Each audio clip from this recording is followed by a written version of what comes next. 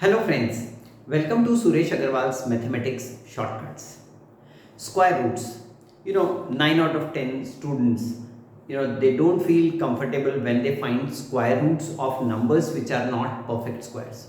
You will find innumerable videos on YouTube in which the YouTubers have given you methods through which you can find the square roots of perfect square numbers. But what about those which are not perfect squares? The answer is in decimals, right? And how do you find that answer in decimals? You have to use the long division method which you study in class 8th. And talking about the long division method, most of the students feel little uncomfortable when they take up that particular method of pairing and all. You remember? Right. So in this video, I am going to simplify that for you now by giving you another different trick. Now this trick relates to the topic of binomial theorem in class 11th, but let's not make it technical. Let's understand the steps involved in finding the square root, and you will see that you will get the answer of the number that is imperfect square root number, where the answer will be accurate up to maybe 2 or 3 decimal places. So watch the entire video and do subscribe the channel if you have not done till now. Please click the bell shaped icon if you want to get all the notifications of these useful uploads on your mobile phone, right? So let's move on and see the first question in hand. I'll take an easy question first so that we can set the tone for the video. Here we have the number square root of 65. So how do you find? See, 64 is a perfect square, but 65, obviously the square root will be in decimals. 65 is greater than 8 square, right? So this number 8 is to be assumed as A, and the number in the square root, this number, will be assumed as B, and straightforward method, the square root of the number will be half of A plus B upon A. Now this relates to binomial theorem, so if you are studying in senior classes, you will understand why I have written it here. Now let's put the values. Half of A is 8 and B is 65, and 65 divided by 8. Now you need to do this division and that will give you your answer. So this is half of 8 plus.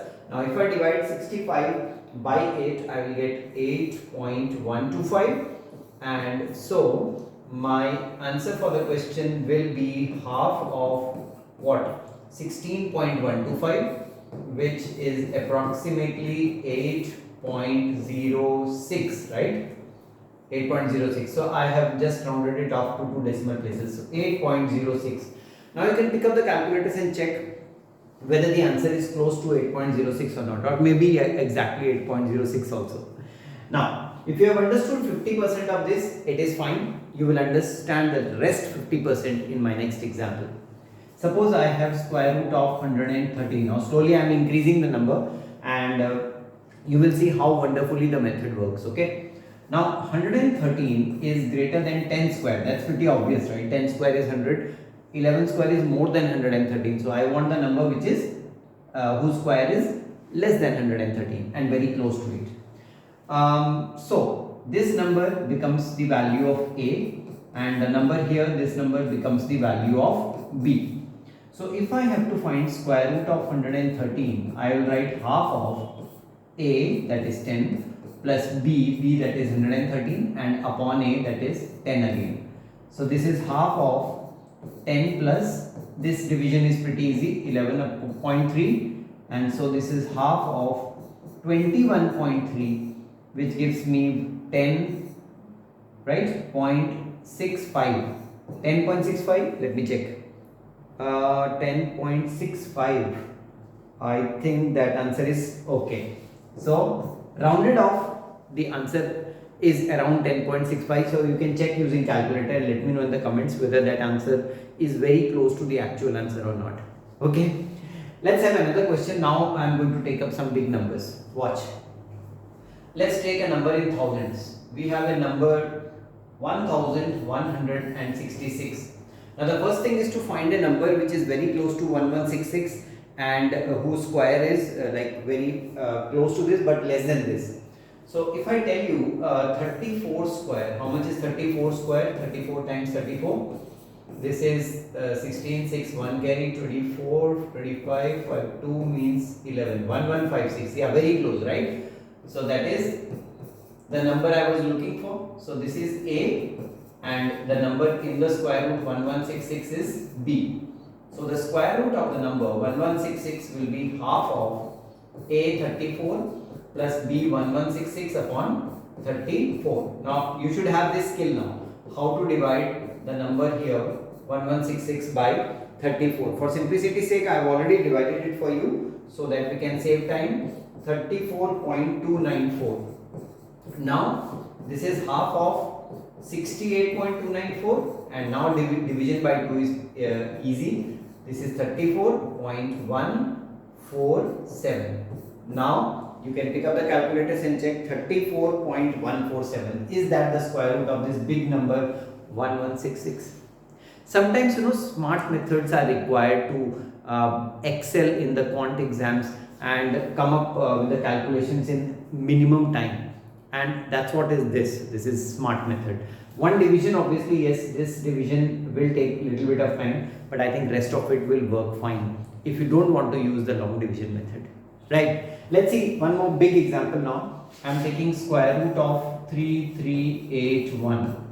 Now very close to 3381 lies the square of 58, which is 3364. If I do 58 square, so you can do some trial and error and get the square, okay? I think that is not a tough job, finding the nearest perfect square number. So this is 8 times 64, 4, 6, so 40, 40, 80, 86, so 6 and 8, this is 25 plus 8, 33, 3364, see, very close. So 3364, which is 58 square, lies close to 3381, and therefore A becomes 58 and B is the original number 3381. So let's write the square root of 3381 now. This is half of A 58 plus B 3381 upon 58. And so this will be half of 58 plus. Now again the division, one of the division will always be there in the question, okay? So I have divided it for you. This gives 58.293. 58.293. More often than not, whatever number is here, you will get the same number here.